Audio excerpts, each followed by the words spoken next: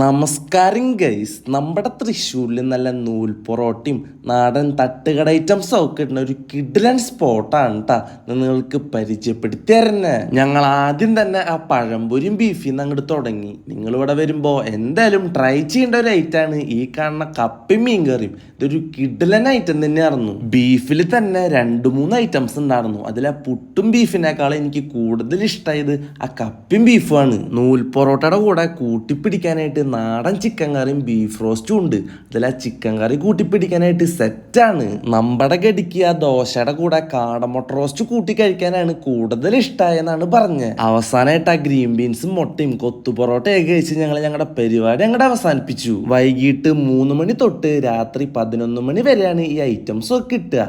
അപ്പോൾ ഈ സ്പോട്ട് എവിടെയാണ് വരണമെന്ന് വെച്ചാൽ നമ്മുടെ MG റോഡ് പാലം കഴിഞ്ഞിട്ട് ലെഫ്റ്റ് സൈഡിലുള്ള ആഹാർ റെസ്റ്റോറൻ്റ് ആണ്. അപ്പം എല്ലാവരും പോയി ട്രൈ നോക്കിയിട്ട് ഫീഡ്ബാക്ക് അറിയിക്കുക.